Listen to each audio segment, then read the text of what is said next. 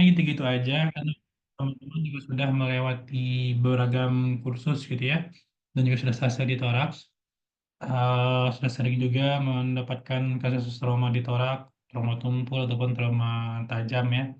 Kemudian sudah mendapatkan juga beragam kursus seperti DSTC dan segala macamnya. Tentunya sudah familiar juga dengan penetralsanaan trauma. Sebenarnya relatif hampir sama saja gitu ya. Trauma di torak ataupun di regio lainnya. Prinsip penetralsanaan kita hampir sama. Nah, mungkin kira-kira ada yang bisa bantu masalahnya, eh, apa yang teman-teman ragu-ragu sekarang untuk penetralsanaan trauma torak ini gitu, terutama yang tajam. Mau ngomong langsung boleh atau di chat boleh. Kira-kira apa yang ragu? Ikra, yang setelah satu orang, siapa? Ikra apa Ikra? Ya, Dok. Apa kira-kira yang masih ragu atau masih belum terlalu paham tentang penetralsanaan trauma torak? Kira-kira di bagian mananya? Oh, Dek. Baik dok, mohon izin dok. Eh, Mungkin izin bertanya dok. Yang paling diragukan itu kalau ketemu dengan trauma torak dok. Itu jika Trauma tumpul posisinya atau itu, yang tajam nih? trauma tajam dok, maaf trauma tajam. Itu Mhm. jika posisi atau benda dari yang menusuk itu berada di sekitar area jantung dok. Jadi Hmm. mau memperkirakan apakah ini adalah kegawat daruratan karena ada masalah robekan di uh, perikardium atau masalah di pleura paru dok gitu. Mungkin apakah kita ada perbedaan khusus atau mungkin secara umum kita tangani dulu yang dari sisi emergensi ya dok gitu dok. Mohon izin dok. Maksudnya lukanya di area prekordial gitu, Dek. Iya dok, benar dok. Terus, Terus kita ragu mau menetapkannya itu apakah secara umum saya mhm. trauma tajam toraks atau langsung kita lakukan seperti apakah curiga bisa jadi seperti suatu tamponet nanti ya dok karena masuk ke perikardial. Hmm. Yang lain kira-kira ada lagi apa yang ragu kira-kira masalah ini tajam, trauma tusuk ini di toraks?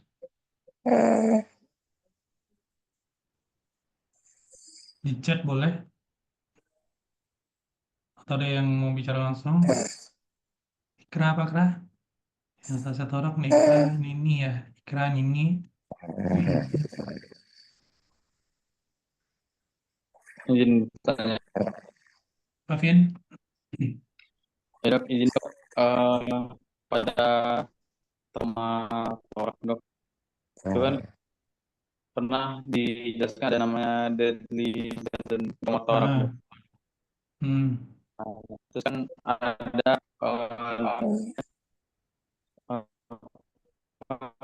disruption ataupun extraction. Kita belum, Arvin sih belum pernah mendapatkan itu, Dok. Mungkin boleh Oh, tentu. Iya, dijelaskan ya, nanti sedikit kita ulang lagi. gejalanya. Ya Dok, Iya, oke Vin. Tentang ini ya, tentang Deadly Dozen itu. iya gejala dan bagaimana penanganannya Dok apabila Ya. terkena disruption. Terima kasih Dok. Jadi mungkin sebelum kita masuk ke ini ya, diskusinya ya, semua tadinya mungkin kita diskusi dulu sedikit. Nih, kalau ini datang pasien DGD apa yang mau dilakukan nih? Udah, pasien ini aja dikirim sama ini, dikirim sama Satpol PP ke IGD. Mau diapain nih?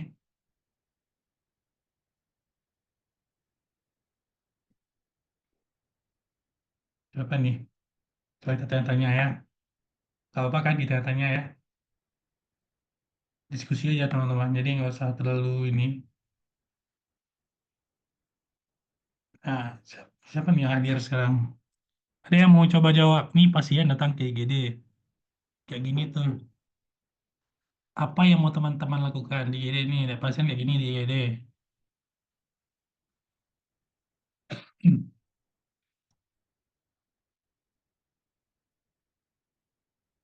Ada yang mau coba jawab? Dok, izin dok. Siapa yang? Dek dok. Dek, apa Dek? Mungkin pada kasus ini bisa untuk yang trauma yang Ini kan maksudnya Dek, ini traumatized. tadi kan? Ini Iya bang, contoh benar Dek bang. kan? Iya bang. Pas Dek. Apa tuh Dek? Jadi mungkin benda yang menusuk masih kita pertahankan bang. Terus yang pertama kita stabilkan dulu ABCDE bang, primary survey-nya. Lalu Itu udah terintubasi itu pasiennya? oh terintubasi, baik bang. Kalau sudah stabil dari primary survey bang, itu pastikan kita langsung bawa pasiennya ke ruang operasi bang, buat langsung terlaksana segera terkait, karena kan takutnya yang ada menusuk ini mungkin yang penyebab dia hipotensi, jelek kondisi ya bang gitu. Langsung ke kamar operasi. Dek. Eksplorasinya di ruang operasi nanti bang, menurut Dedek bang.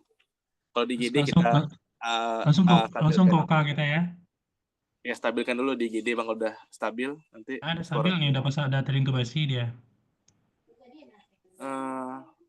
Karena intubasi udah stabil nih. Ya bang. Mungkin ini bang mau pastikan dulu dari breathing-nya ada masalah bang dari paru-parunya bang. Gimana caranya? Dilakukan pemeriksaan pakai pemeriksaan fisik torak bang, lihat dari auskultasi apakah ada kemungkinan suatu hematotorak atau yang kegawatan ini pasiennya tuh Dedek lihat bawah nih tuh di plester apa yang di plester di sini, kelihatan nggak ininya? Oh ya udah bang, chest bang, udah sama.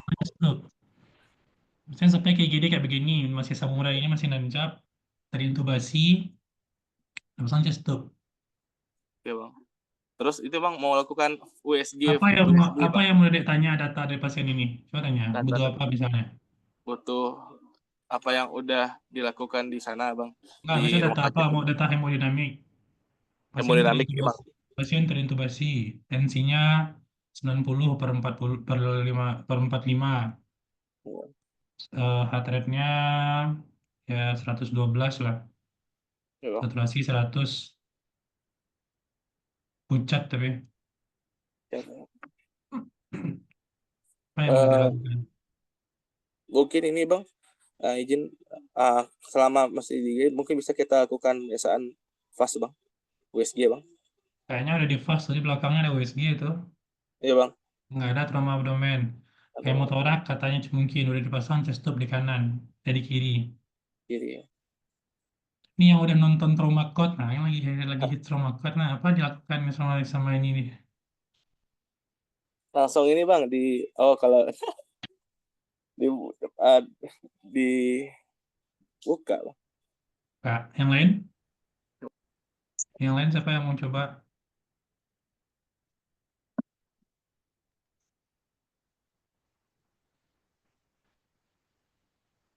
Ini pasien tensi 90/45. 90/45 itu MAP palingan di atas 65-an lah. Kemudian dengan ininya memang heart rate-nya agak naik 112. Tapi bukan yang severe tachycardia juga kan. Saturasinya 100 karena udah terintubasi juga dan udah terpasang chest tube juga di kirinya.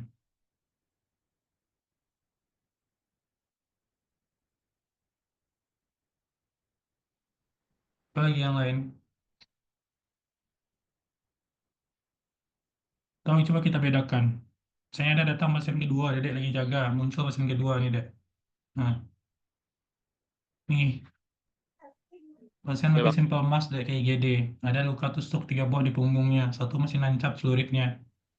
Saat ini pasien dengan simple mask,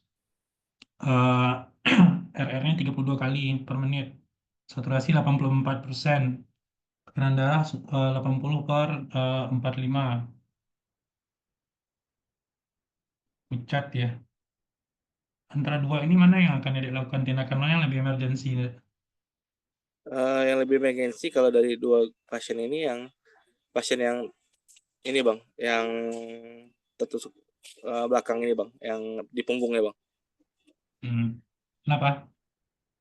karena dari sisi kondisi yang pasien kedua ini itu dari hemodinamik tadi tidak stabil Bang. Terus yang posisi pisau itu yang nancap itu kita belum tahu kan karena dia melengkung Bang ujungnya. Kemungkinan ada terkena bagian sisi toraks dan sisi abdomen juga Bang.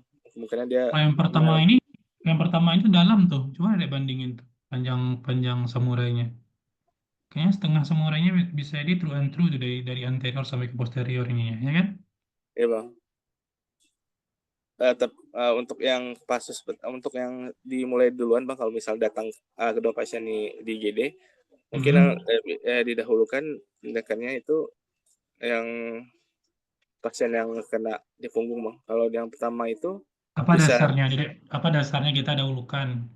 dasarnya kalau di trauma ini kan kita ada istilahnya mass casualty ya. Kalau misalnya dari trauma yang banyak massal gitu kan. Agak begini misalnya 2 aja trauma nih pasien. Mana apa dasar kita mendahulukan ini pasien ini duluan nih gitu yang mau kita tata laksana.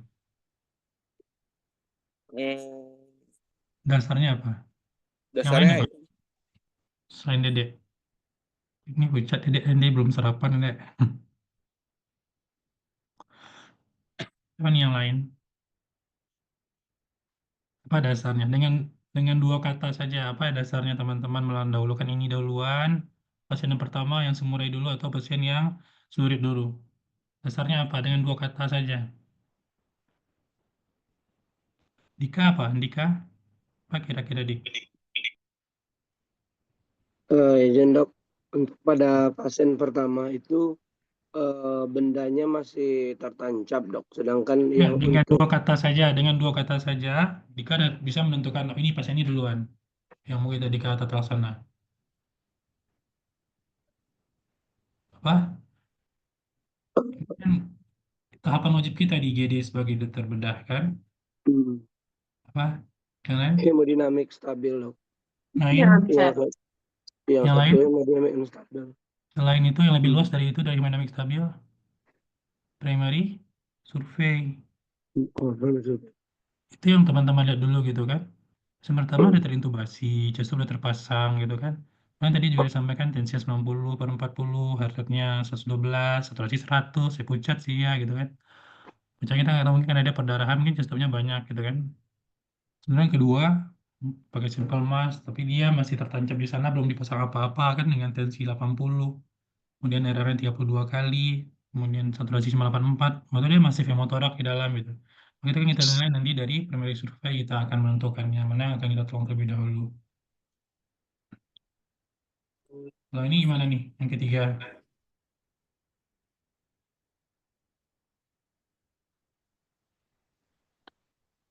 Ini gimana langkah kita yang ketiga?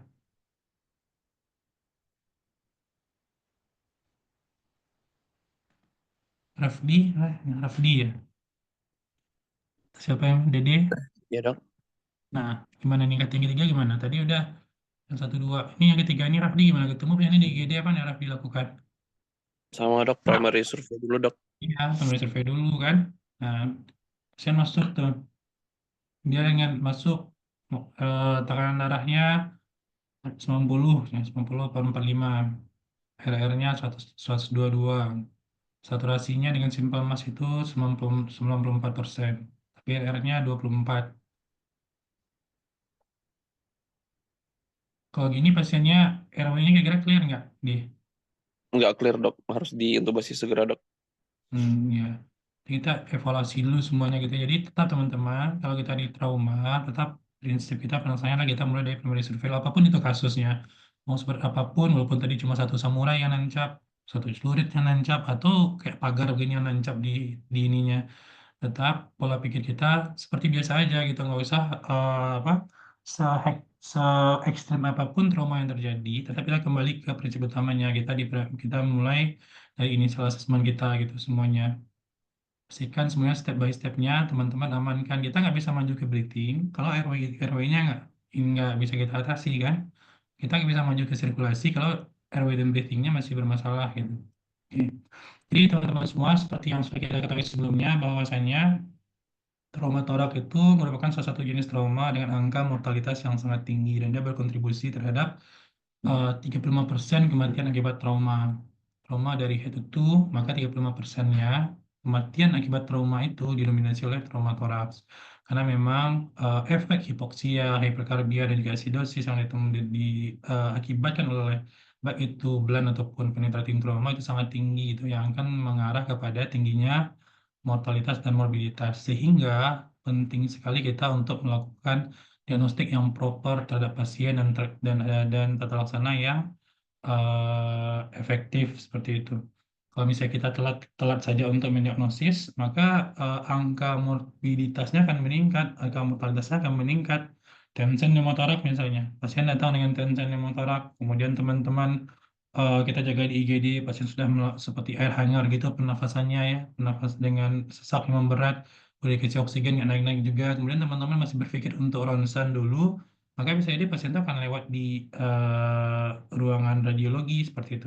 Sebenarnya kita sama-sama mengetahui bahwasanya tidak ada tempat untuk radiologi pada pasien-pasien yang teman-teman sudah curigai sebuah tensen pneumotorak di penilaian klinisnya gitu. Ketika kita memberikan asesmen ronsen, maka justru kita akan menunda tata laksana. Akibatnya adalah pasien meninggal. Memang perlu kita mendiagnosis dengan tepat dan cermat trauma-trauma di toraks, karena kalau tidak, ya dia akan progresif perburukannya. Lama-lama pasien bisa tidak tertolong gitu. Dan yakinlah teman-teman semua bahwasanya tidak semua trauma toraks itu harus teman-teman masukin di kamar operasi gitu. Hanya sekitar ya kecil lah dari 10% untuk trauma toraks yang tumpul gitu ya. Bahkan trauma toraks tumpul yang teman-teman kita sudah tata laksana di IGD selama ini itu sebagian besar selesai dengan chest tube saja, kecuali kalau memang dia sudah eh, emergensinya ini ya. Kecuali kalau dia memang kita lakukan tindakan yang definitif seperti kita fiksasi iganya ataupun dia apa namanya, fistula di parunya nggak hilang-hilang karena mungkin besar gitu ya, sehingga kita butuhkan repair fistulanya, atau pendarahannya masih banyak sudah sekian hari rawatan gitu ya, baru kita lakukan tindakan yang definitif. Tapi kalau tidak, semuanya selesai dengan pemasangan chest tube saja. Begitu juga dengan trauma-trauma yang tajam gitu ya. 15-30% saja yang dia itu akan sampai ke kamar operasi. Maka penting sekali penilaian teman-teman di IGD serta tata laksana awalnya gitu. Dan tata laksana awalnya kan itu sudah menjadi bagian dari kompetensi dasar kita, bahkan bagian dari kompetensi teman-teman dokter muda sebagai dokter umum nantinya. Di TLS, bahkan di KK kan di kuliah-kuliah pengantar di S1, kemudian di KK-nya di skill lab yang sekarang, teman-teman kan dokter muda juga diajarkan tentang pemasangan chest tube ya, walaupun dengan istilah mini WSD gitu ya. Itu sudah membantu gitu. Pasien dengan tensen pneumotorak, kita lakukan needle trakosintesis, kemudian kita pasang WSD. Pasien dengan curiga hemotorak masif gitu ya, dari bantuan fisik dan radiologis mungkin kita pasang chest tube, kita rujuk, selesai usaha emergensinya gitu. Jadi bahkan untuk hemotorak pun kalau misalnya produksinya nggak terlalu masif ya, itu selesai dengan chest tube saja tanpa harus dioperasi. Gitu aja dengan tension hemotorak, kalaupun misalnya terjadi fistal ataupun laserasi pada paru yang tidak terlalu luas, yang tidak terlalu banyak, dengan pemasangan chest tube ataupun WSD saja dia sudah bisa rilis atau menutup dengan sendirinya laserasi parunya. Tidak semuanya. Memang lebih besar itu tata laksana kita untuk trauma toraks ini yang akan menentukan severitasnya, hidup matinya pasien memang di lokasi kejadian dan di IGD. Nah, seperti yang saya sampaikan tadi, walaupun sebenarnya di trauma toraks itu yang lebih banyak sebenarnya adalah blunt trauma.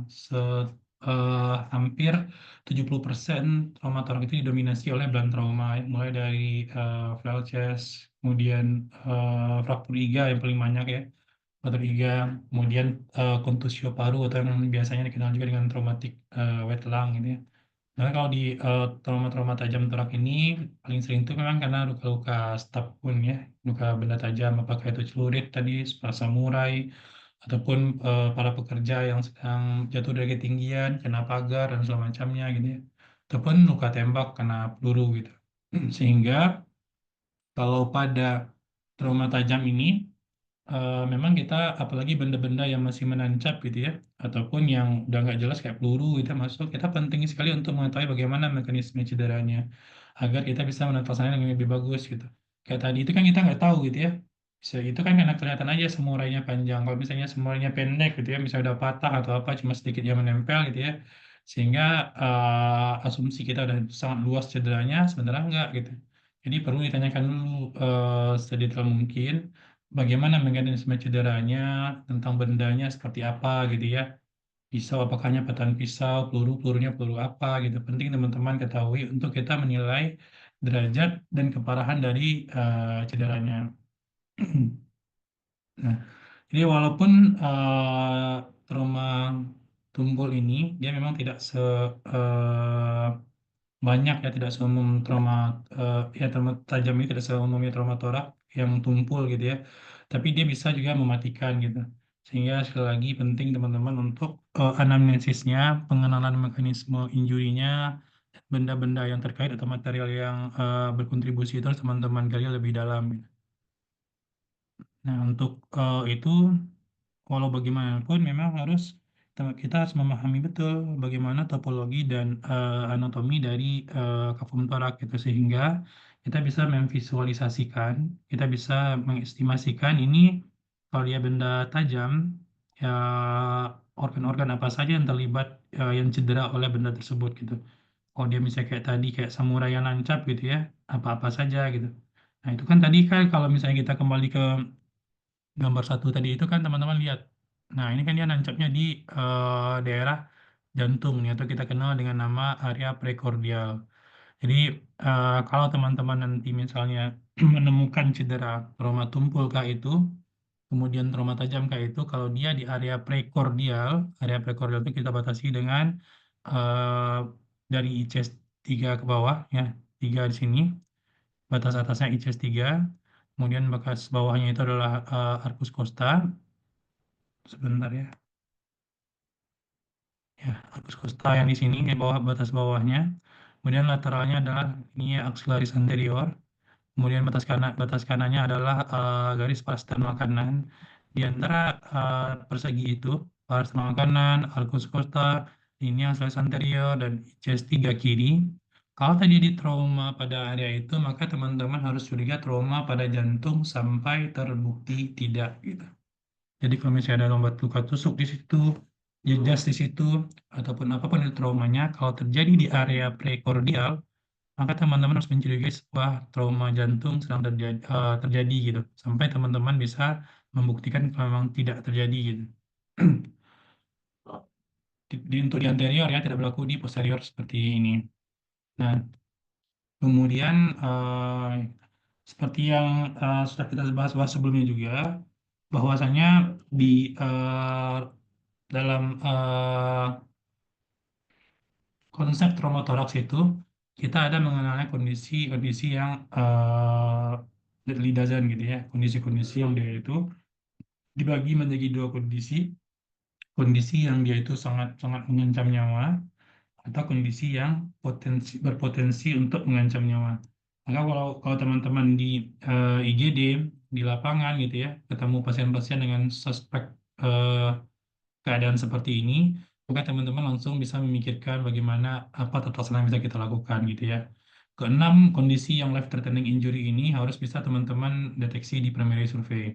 Mulai dari obstruksi airway gitu ya, obstruksi airway macam-macam gitu ya. Apakah ketelan bakso atau apa gitu ya, atau memang karena trauma gitu ya, karena perdarahan yang hebat dari dalam sehingga menutupi airway-nya. Nah, itu harus bisa kita selesaikan, bisa kita kenali dan bisa kita laksana. Tentunya tata laksana airway ya, seperti sebagaimana yang sudah teman-teman pelajari juga di ATLS ya. Kemudian yang kedua tensi pneumotorak.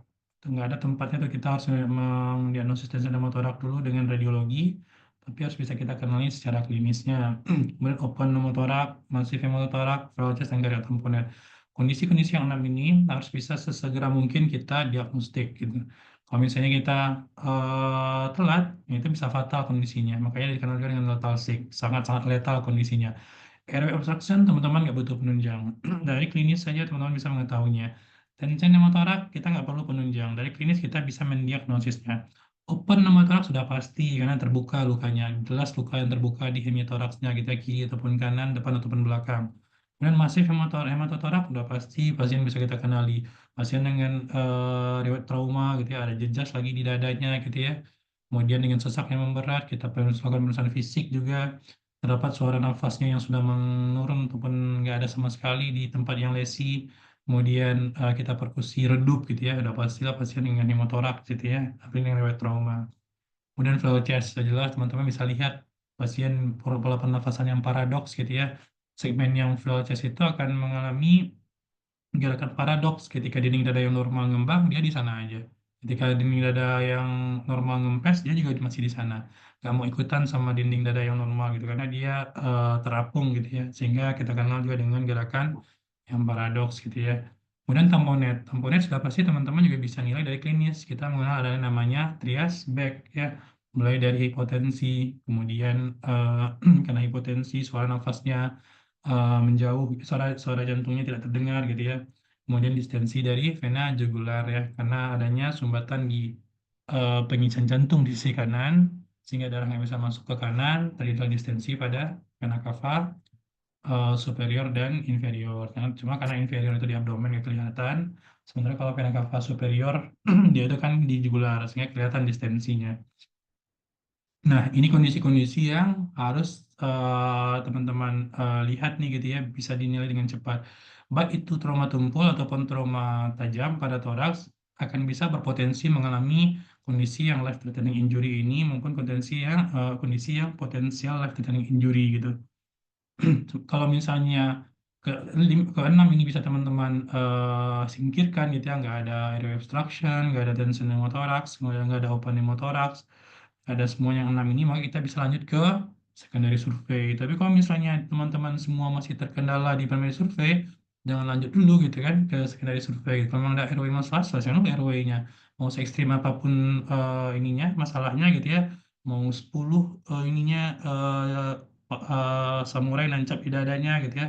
Kalau airway-nya teman-teman belum bisa atur ya jangan jangan fokus ke samurai yang nancap dulu gitu ya.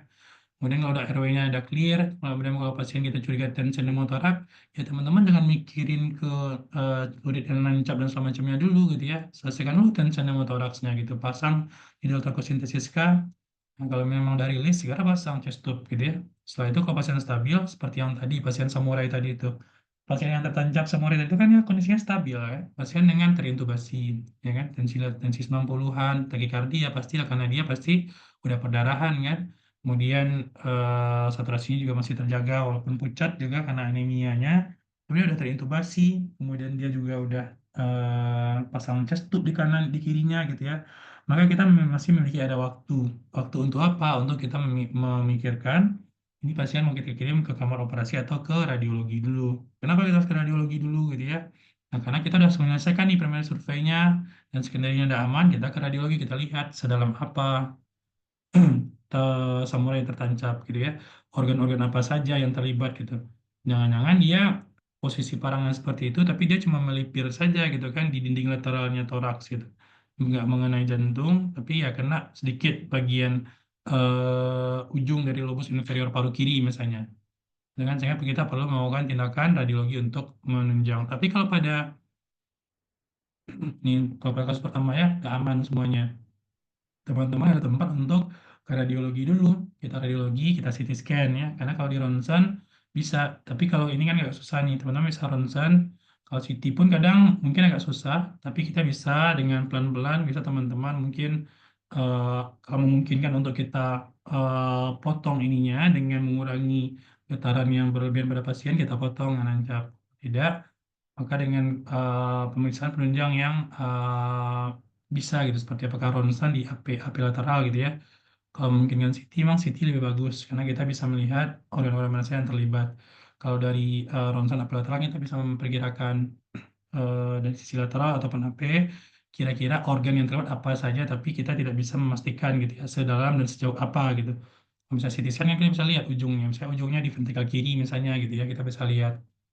Nah, tapi kalau pada pasien B misalnya, pada pasien B ini teman-teman nggak bisa ini. Kalau kita berdasarkan klinis yang tadi, tensi 80, hadratnya udah 140-an, kemudian nafasnya 32 kali per menit, dan dengan simpul mas 15 liter per menit, kemudian saturasi cuma 84, ya kita udah curiga teman-teman pemeriksaan fisiknya memang ada suara nafasnya redup gitu ya, misalnya di kiri ataupun di kanan. Gitu kan curiga saya mau torak masif ya pasang drain dulu gitu, bedside, baru nanti kita pikirkan untuk tindakan selanjutnya. Jadi kembali lagi pastikan dulu RW-nya aman, kemudian breathing-nya oke, baru kita ke sirkulasi gitu. Baru kita lanjutkan ke yang lain sampai ke secondary survei nanti. Nah, kalau misalnya primary survey-nya udah aman, ya ketemu kondisi yang 6 ini, maka kondisi-kondisi yang potensial life-threatening injury yang high dan sick ini, teman-teman temukan di secondary survey nanti ya. Pulmonary kontusio paru, ataupun ada kontusio pada miokardnya, diseksi aorta ya. Diseksi aorta ini diagnosis standarnya dengan CT scan gitu ya. Kayak bisa kita susah kita mendiagnosisnya dengan pemeriksaan fisik gitu ya. Karena diseksi aorta ya kalau pasien trauma sih, kalau misalnya diseksi selain kondisinya yang berkaitan dengan trauma akibat hipovolumenya, memang salah satu kondisi yang sering muncul adalah nyeri dada. Tapi nyeri dadanya kadang kalau di seksi aorta ini hampir 11-12 sama orang yang mengalami chest pain akibat angina ya, angina pectoris. Nah, jadi kita kadang susah membedakannya gitu ya. Apalagi khas banget kalau misalnya di seksi aorta itu nyerinya menjalar juga ke punggung, tapi nggak pernah menjalar ke bahu ataupun ke lengan. Tapi kalau misalnya ada angina pada pasien-pasien dengan SKA ya, sindrom koroner akut, itu biasanya ACS, itu biasanya dia akan menjalar ke bahu dan lengan gitu. Dan bedakannya, tapi kalau trauma ya bisa aja dia misalnya pasien datang dengan ke teman-teman semua dengan trauma luka-luka di mana-mana, tapi dia merasakan nyeri dada yang hebat gitu ya. Bisa juga dia diseksi, bisa juga dia memang mempunyai riwayat ACS sebelumnya mungkin gitu. Jadi sekadar survei, termasuk dengan disrupsi baik itu di tracheoesophagus dan lain-lain sebagainya. Nah, jadi setelah kita menyelesaikan primary survey dan secondary survey, tentu kita ingin melihat setelah pasien kita stabilkan, kita amankan, kita tentu ingin melihat ini sedalam mana cedera yang terjadi gitu ya kalau pasien stabil. Maka untuk kita bisa sampai mendiagnosis, memperkirakan sampai kemana trauma yang terjadi, kita tentunya mesti memahami lagi tentang anatomi dari kafum torak gitu ya. Mulai dari tulang dadanya. Itu kan kalau teman-teman coba melihat kembali, mencoba membayangkan, kalau kita dari diri anterior, maka yang pertama ketemu sama kita itu kan dinding dadanya, sternum dan tulang-tulang iga ya. Begitu yang sternocostal junction-nya dan juga tulang-tulang iga yang lainnya.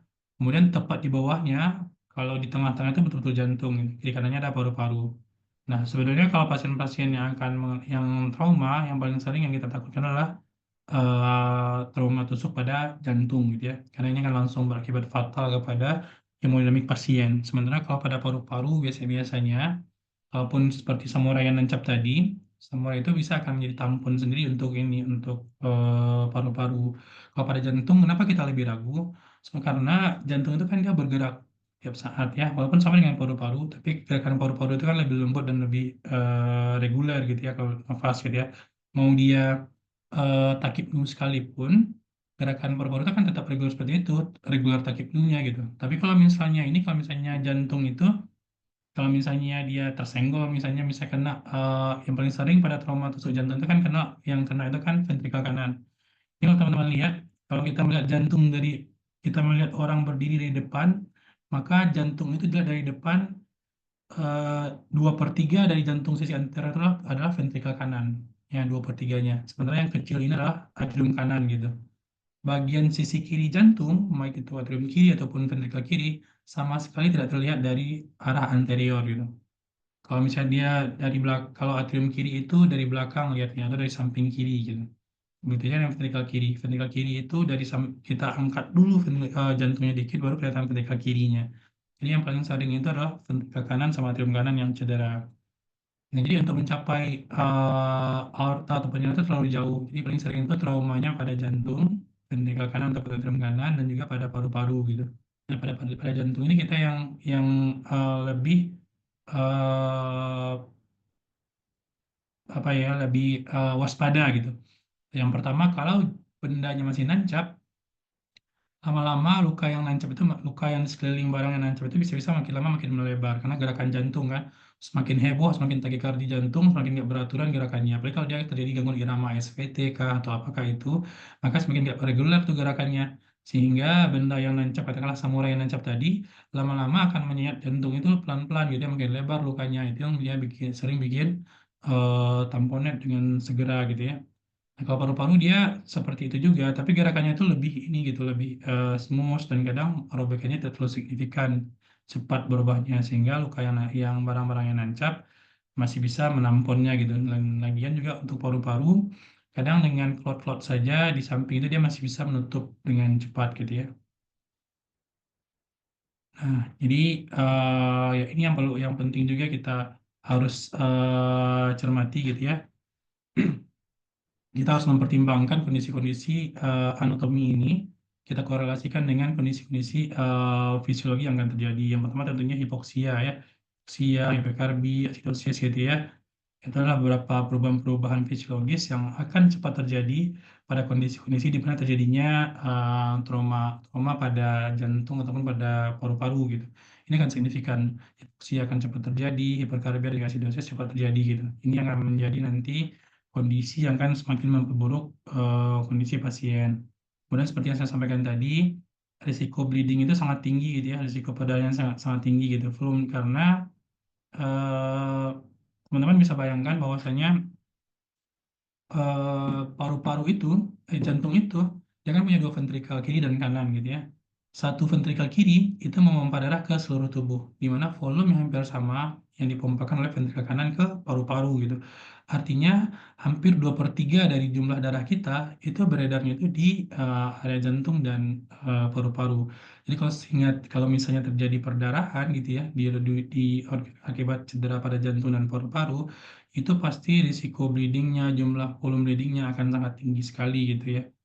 Jadi ini harus kita waspadai. Kita harus ini yang perlu kita korelasikan antara anatominya dengan fisiologinya gitu. Kalau misalnya cederanya di area-area itu, maka kalau dia memang perdarahan akan hilang darah yang banyak. Gitu. Apalagi kalau sampai disrupsi ataupun laserasi dari aorta gitu ya. Kalau misalnya aorta yang jebol gitu ya, jangankan ke IGD gitu ya, mungkin pasien akan bisa meninggal di jalan gitu karena perdarahan pada aorta itu sangat susah sekali untuk kita hentikan gitu ya. Nah ini yang perlu kita teman-teman perhatikan pertimbangan-pertimbangan fisiologinya. Nah kemudian kalau untuk penatasannya bersama apapun itu kondisinya maupun baik dia itu adalah kondisi yang life threatening injury gitu ya, yang lethal sick tadi ataupun yang dia potensial life threatening, tetap teman-teman harus uh, aplikasikan ATLS-nya di sini gitu, mulai dari primary survey-nya, kemudian secondary survey dan selanjutnya gitu ya. Untuk diagnostik dan selanjutnya kita akan menatasannya setelah primary survey gitu. Kita nggak bisa maju ke langkah ke depan sebelum kita menyelesaikan tahap demi tahap primary survey. Kita harus kita pahami gitu ya. Nah, jadi kalau misalnya dia bermasalah di airway, selesaikan semua tentang airway dulu. Kemudian kalau dia ada selesai airway, breathing, selesaikan semua breathingnya. Kalau sirkulasi, kita selesaikan sirkulasi. Oke, oke misalnya airway-nya ada aman, kemudian sirkulasinya ada aman. So kita ke breathing-nya ada aman, kita masuk ke sirkulasi. Itu sirkulasi tentang perdarahan. Maka teman-teman harus telepon lagi perdarahannya gitu ya. Maka untuk perdarahan yang banyak gitu ya, masif, kita harus masukin transfusi gitu ya. Maka teman-teman harus cepat juga menata di sana gitu ya, masang akses dengan menggunakan akses vena yang besar gitu ya. Makanya kalau kita berharap teman-teman sebenarnya sebagai dokter kita yang dokter bedah ya, yang jaga ataupun sebagai lini pertama dalam penanganan trauma, pemasangan akses vena sentral itu merupakan menurut saya ya, tapi mungkin nanti bisa kita tanyakan ke yang lain. Pemasangan akses vena sentral itu merupakan salah satu kompetensi yang barangkali mesti teman-teman kuasai gitu ya, baik itu apakah di jugular ataupun di femoral gitu ya. Makanya pemasangan-pemasangan seperti CVC itu mulai dilazimkan karena kadang kita nggak bisa kita ini mentransfusi pasien sudah masih bleeding gitu ya, sudah hipovolum, kemudian kita masih menunggu perawat untuk pasang akses, nunggu anestesi konsul dulu gitu ya. Kalau dalam konsep trauma ya sebenarnya teman-teman ketika pasien sudah datang udah perdarahan gitu ya, kita harus segera pasang akses ya, langsung sentral saja, pasang jugular ataupun di subclavia ataupun femoral gitu. Jadi mulai dilazimkan diperlancar pemasangan vaskular aksesnya gitu agar kita lebih cepat juga dalam meresusitasi pasien nantinya gitu. Oke, kemudian nah ini hampir sama tadi ya dengan yang saya sampaikan tadi, mulai dari yang immediate life threatening dan juga potential life threatening. Apa yang sering kita takutkan pada pasien-pasien dengan trauma itu, yang paling kita takutkan adalah shock sebenarnya kan. Nah, shock yang berkenaan dengan trauma. Kalau pasien ada shock ya udahlah, karena gagal sirkulasi ya, semuanya bakal serba salah gitu. Pasien shock, kemudian nggak ada aliran darah, sampai di renal, udah renal shutdown ya kan, renalnya bermasalah. Kemudian kalau sampai ke manapun, kalau udah shock, udah gagal sirkulasinya, ya sampai darah kemanapun ya susah kita jadinya.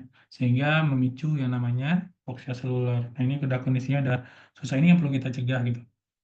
Maka langkah pertama dalam kita menerima trauma itu kita harus bisa mengenali setelah primary survey dan secondary survey ini pasiennya shock atau bukan gitu ya. Kalau misalnya kita menemukan shock, tapi kita sesuaikan. Kalau misalnya pada trauma itu kan paling sering ya shocknya pasti ya, shock paling sering ya shocknya hipovolume gitu karena perdarahan. Ada beberapa shock lain yang terjadi pada trauma yaitu shock obstruktif misalnya pada pasien-pasien dengan tensi pneumotoraks, kemudian pasien dengan lampu nada jantung ya, itu pasien-pasien yang mengalami shock obstruktif gitu ya. Gejalanya juga hampir sama. Nah, kita harus bisa mengidentifikasi agar kita bisa memberikan tata laksana yang tepat gitu. Nah, setiap pasien yang teman-teman temukan gitu ya, teman-teman datang ke IGD, kita harus lebih mempertajam penilaian klinis kita. Ya, teman-teman lihat bagaimana hemodinamiknya karena kalau udah di IGD pasti teman-teman udah pasang monitor kan, udah lihat berapa tensinya, walaupun itu hanya NBP ya. Kemudian teman-teman udah lihat berapa heart rate-nya, teman-teman udah lihat berapa respirasi rate-nya, lihat berapa saturasinya. Jangan lupa juga teman-teman harus raba dingin ya di pasien gitu ya. Kan kita bisa sambil jalan semuanya, feelnya gimana gitu ya. Kemudian bagaimana apakah pucat nggak ininya, konjungtiva dan segala macamnya gitu. Maka kita harus cepat juga mengenali ini gitu ya.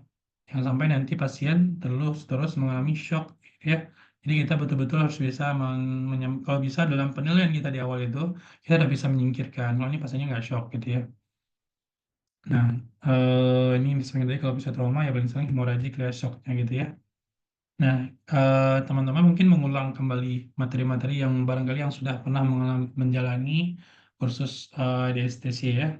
Pada kursus DSTC itu kan kita dalam penelaksanaan trauma, termasuk dengan trauma toraks gitu ya. Kita memiliki sebuah rantai penelaksanaan trauma mulai dari hospital dan pre-hospital, kemudian dan hospital gitu ya.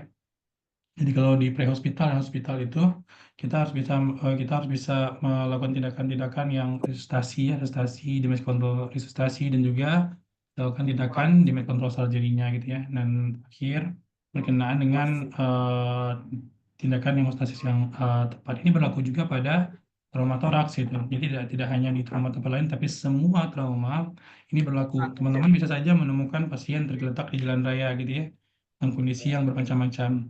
Maka apa yang teman-teman dapatkan di kursus DSCC itu menjadi modal utama kita dalam menata laksana trauma gitu. Nah, pre-hospital itu yang paling penting adalah waktu. Ya, waktu itu penting sekali gitu. Kalau misalnya kita ketemu trauma di jalanan gitu ya, orang kecelakaan ataupun eh, kebakaran, gedung meledak dan segala macamnya, maka kita harus penting mengenali kalau misalnya dia korban massal ya kita pakai sistem inilah self assessment ya, kita pakai sistem triase, bagaimana konsep triase dalam mass casualty dalam korban massal. Nah, kemudian yang berikutnya selain masalah waktu yang tepat adalah kita juga perlu melakukan perawatan pre-hospital gitu ya. Karena ini bagaimana teman-teman bisa menstabilisasi leher dan lain-lainnya gitu termasuk dengan tindakan-tindakan life saving dalam trauma toraks seperti tension pneumotorak tadi gitu ya. Kalau misalnya pasien ketemu nih teman-teman di jalanan tension pneumotorak, teman-teman periksa nih gitu kan, sesaknya ke air hangat gitu, pasien progresif sesaknya, teman-teman perkusi hipersonor, terus teman-teman mau kirim dulu ke IGD ya bisa lewat dia di jalan gitu. Maka yang paling tepat adalah lakukan dulu nitrotrokosintesis di TKP-nya gitu. Nanti baru teman-teman kalau udah mulai perbaikan ya baru dikirim gitu. Jangan ketika ketemu udah jelas itu teman-teman oh, ini tension pneumothorax nih gitu ya. Tapi kita ya diagnosis kemudian kirim gitu. Ya kita mengirim pasien untuk selamanya ke tempat yang mungkin kita nggak bisa capai gitu. Nah, kemudian yang berikutnya adalah kita bisa memulai ya perawatan di TKP tentunya, kemudian memberikan resusitasi gitu ya. Kalaupun ini bisa kita lakukan di IGD, kalau memang terbukti pasien-pasien itu adalah shock, apalagi trauma gitu ya, jangan ragu teman-teman langsung berikan resusitasi pada pasien cairan ya. Kalau sampai sekarang yang masih superior untuk pemberian cairan masih kristaloid pilihannya, walaupun masih debatable kristaloid ataupun keloid ataupun produk darah. Tapi yang paling available kita di IGD dan dimanapun tetap kristaloid yang menjadi yang paling gampang untuk kita capai gitu. Nah ini bersama dengan yang tadi untuk primary survey-nya, intinya adalah teman-teman betul-betul memastikan dulu step by step dari primary survey itu aman. Jadi dari airway dan breathing itu bagaimana kita di airway dan breathing itu kita betul-betul menjaga agar oksigen saturasi itu betul-betul tercapai gitu.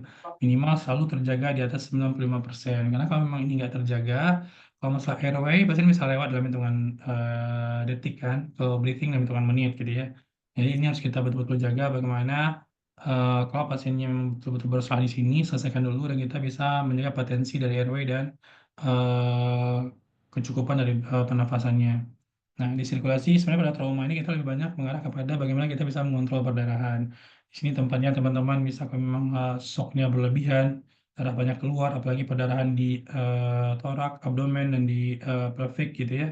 Jadi teman-teman harus segera melakukan resusitasi. Makanya seperti yang saya sampaikan tadi, kadang kita nggak bisa bergantung kepada perawat ataupun teman-teman anestesi untuk bisa akses. Makanya perlancar lagi pemasangan aksesnya, begitu yang akses yang perifer ya, apakah di radial ataupun brachial gitu ya. Tapi yang paling penting adalah kalau kita di trauma, kita kan habis inginnya, kita kan pengennya cepat resusitasinya gitu ya, pasalnya di sentral, apakah di jugular, subclavia, ataupun di femoral. Nah ini masalah disability, kita fokus bagaimana kita bisa mencegah hipoterminya dan lain-lainnya ya. Nah, ini kalau di dalam konsep damage control resusitasi gitu ya, ada 5 prinsip yang bisa kita lakukan pasien trauma dimanapun termasuk trauma torak. Yang pertama, ketika ini udah di IGD, kita bisa lakukan yang pertama pasien harus kita hangatkan. Kita hangatkan yang kita harapkan terjadinya untuk mencegah perdarahan yang lebih masif gitu ya. Kita harus mencegah terjadinya asidosis. Tentunya asidosis salah satu penyebab asidosis adalah kehilangan volume yang banyak, sehingga nanti pasien akan hiperlaktat gitu ya, macam-macam, nanti ujungnya asidosis gitu ya, yang nggak terkoreksi, sehingga menjadi salah satu hal penting yang berkontribusi untuk terjadinya kematian. Kemudian kita kalau misalnya untuk tekanan darah, sebenarnya kita masih bisa melakukan permissive hipotensi namanya. Jadi teman-teman nggak harus mencapai tekanan darah dengan 3 digit pada dewasa gitu ya. Sebenarnya untuk permissive hipotensi ini dengan MAP terjaga di atas 50 saja, atau ada yang mengatakan di atas 55, itu udah cukup gitu. Jadi teman-teman misalnya waktu saat merah konsultasi gitu ya, nggak harus semasif mungkin gitu.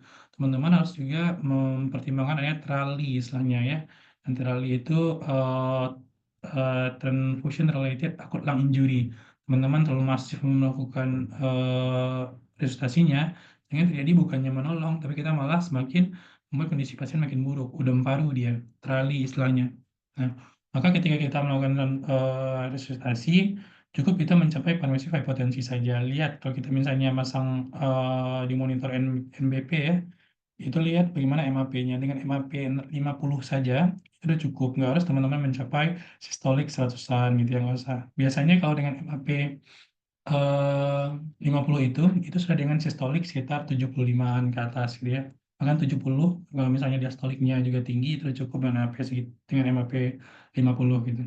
Kemudian ini, jadi permisi hipotensi ini juga kita tujukan agar kita tidak terlalu memberikan cairan yang terlalu berlebihan. Jadi dalam resusitasi kita juga harus restriktif di dalam pemberian cairan gitu ya. Apalagi koloid teman-teman, kristaloid teman-teman semua. Idealnya kan kalau kita melakukan resusitasi itu darah diganti dengan darah gitu ya. Tapi masalahnya kita darahnya kan juga susah dapatnya gitu kan. Jadi teman-teman bisa melakukan resusitasi dengan koloid. Kemudian kan perdebatannya mau dikasih koloid atau kristaloid gitu ya. Sebenarnya kalau yang paling cepat mengisi volume intravaskular itu cairan kristaloid gitu ya. Nah, dan tapi yang lebih lama bertahan itu sebenarnya adalah koloid gitu ya. Koloid itu lebih lama bertahannya di intravaskular. Sementara kristaloid lebih sebentar bertahannya di intravaskular ya. Teman-teman resusitasi mungkin bentar lagi dia hipovolem lagi kalau dengan kristaloid gitu. Namun masalahnya kan koloid pun di kita juga susah gitu ya, sehingga dari yang paling gampang bagi kita adalah cairan yang kristaloid. Sehingga sampai sekarang, kalaupun misalnya kita meregistrasi pilihan pertama kita sambil kita mengisi gitu ya, kita pakai kristaloid. Satu lagi, kenapa kita pakai kristaloid? Teman-teman, seperti yang saya sampaikan tadi, kalau teman-teman mengisi dengan koloid, koloid itu kan dia volume di intravaskularnya juga akan lebih lama bertahannya gitu ya. Kalau pada kondisi kristaloid dan koloidnya ada, kalau dalam kondisi darah akan lama teman-teman dapatkan, maka mungkin pemilihan koloid lebih tepat gitu, karena dia lebih lama di intravaskular. Tapi kalau misalnya produk darah diestimasikan akan datang lebih cepat, maka untuk resusitasi sementara dulu teman-teman kasihlah kristaloid, karena dia lebih sebentar bertahannya di intravaskular gitu. Itu salah satu pertimbangan-pertimbangan yang bisa kita lakukan. Nah, ini dalam konsep DCR, damage control resusitasi, ada beberapa hal yang perlu kita perhatikan dalam melakukan tata laksana shocknya. Mulai dari vascular access. Nah, ini yang dipasang itu minimal itu yang ukuran 16 atau 18 gitu ya. Tapi semakin besar, semakin bagus gitu ya, karena kita ingin cepat memberikan resusitasi, tapi bukan berarti banyak gitu ya. Kita cepat karena kita harus segera mengganti cairan intravaskular yang hilang gitu. Nah, kemudian kita bisa memberikan cairan itu yang isotonik ataupun yang sudah dihangatkan.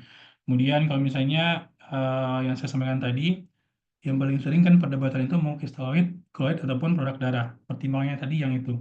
Kalau misalnya yang paling gampang kita temukan sekarang kristaloid, kasih kristaloid. Tapi kalau teman-teman punya kristaloid dan koloid, teman-teman mau ngasih apa?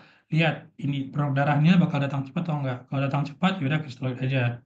Nanti kan dia akan hilang lebih cepat dari intravaskular, digantikan oleh darah. Tapi kalau misalnya darahnya bakal lama datang, kasih koloid dulu gitu ya. Nanti sambil nunggu darah yang lama, koloid masih bisa bertahan lebih lama di intravaskularnya gitu. Nah, kemudian eh, ini yang bersama yang saya sampaikan tadi ya. Slide sampai sekarang masih menjadi pilihan yang pertama, dan untuk jumlahnya, teman-teman bisa memberikan cairan awal untuk resusitasi itu sekitar 1000 ml pada dewasa, atau pada pasien-pasien yang berat badannya di bawah 40 kilo, pediatrik, infant, dan semacamnya, teman-teman bisa berikan cairan resusitasi itu sekitar 20 cc per kilogram berat badannya. Nah, ini teknik-teknik yang dilakukan gitu ya untuk hampir sama yang saya sampaikan tadi, tidak jauh berbeda. Kemudian darah, ini hampir sama dengan darah juga ada perdebatan gitu ya, kita mau ngasih darah yang mana gitu ya. Tapi ya tetap yang paling direkomendasikan itu kan yang udah yang PRBC yang crossmatch-nya gitu ya. Tapi kalau tidak ya apapun yang ada yang preferable untuk pasien kita berikan gitu. Oke, ini tentang transamin. Nah, prinsipnya seperti itu teman-teman semua. Jadi tetap memulainya itu tetap dari primary survei-nya, lanjut ke secondary survey, dan setelah itu yang perlu kita perhatikan adalah kadang kan kita harus menunggu OKA, apalagi di tempat kita menunggu antrian OKA itu kan lama. Jadi yang perlu teman-teman pantau ketika pasien-pasien yang udah teman-teman terlaksana primary survei-nya di IGD, kayak tadi itu kan pasien-pasien yang dengan tertancap nih celurit di punggungnya, dan teman-teman ada pasang drain, ya pasang drain dan ngalir, ini ada ngalir drainnya. Maka sambil menunggu OKA, waspadalah dengan kondisi-kondisi shock yang telah kita sampaikan tadi. Apa-apa aja tanda shock, tentunya teman-teman semua sudah memahami gitu ya. Nah, kalau bisa terjadi tanda-tanda shock ini, yang kita harus waspada lebih cepat. Kalau pada pasien ini, pada traumatoraks misalnya, itu kan shocknya hipovolum, hilang darah yang berlebihan. Kapan kita harus lakukan open thoracotomy? Kapan kita harus kirim pasien ke ruangan operasi gitu ya? Dan kapan kita bisa observasi saja? Dari sumber dari guideline dikatakan bahwasanya sekiranya inisial produksi dari drain itu adalah sekitar 1,5 liter ya, teman-teman pasang drain keluar 1,5 liter langsung gitu ya, itu maka indikasinya langsung itu di torakotomi. Nah, tapi kalau misalnya keluarnya nggak sampai 1.500, kita pantau 1 jam pertama. Kalau 1 jam pertama trennya 10 cc per kilogram berat badan per jam, kita akan langsung kirim ke kamar operasi. Kalau misalnya nggak sampai 10 cc, kita 2 jam berturut-turut. Kalau 2 jam berturut-turut, jumlahnya sekitar 7 cc per kilogram berat badan per jamnya, maka kita langsung kirim ke kamar operasi. Nah, kalau misalnya 2 jam berturut-turut nggak sampai 7 cc, kita 3 jamnya. Kalau 3 jamnya sekitar 6 cc per kilogram berat badan per jam, kita kirim ke kamar operasi. Kalau 3 jamnya berturut-turut nggak sampai 6 jamnya dan nggak sampai 6 cc, kita lihat dalam 4 jam. Kalau misalnya tren dalam 4 jam berturut-turut itu sekitar 5 cc per kilogram berat badannya, kita kirim ke kamar operasi. Kalau sekiranya dalam 4 jam itu nggak sampai 5 cc, kita 5 jam berturut-turut. Kalau 5 jam, sekitar 4 cc per kilogram berat badannya, kita kirim ke kamar operasi. Begitu selanjutnya. Sampai dengan kalau misalnya pasien dalam 7 jam berturut-turut, itu sekitar 1 cc per kilogram berat badannya, dan bahkan dalam 24 jam pertama gitu ya, dan betul-betul hemoragik, maka indikasinya langsung kita explore. Kalau kondisi pasien lebih stabil, nah sekarang sudah mulai bergeser paradigmanya. Kalau dulu semuanya pendekatannya torakotomi, ya, jadi kita pasien dengan traumatoraks, hemotoraks, fistula, laserasi paru dan semacamnya, kita akan langsung torakotomi gitu ya. Pasiennya sudah lumayan stabil 7 jam berturut-turut 1 cc saja gitu ya. Teman-teman, sekarang kita pendekatannya bisa ke VATS, torakoskopi gitu.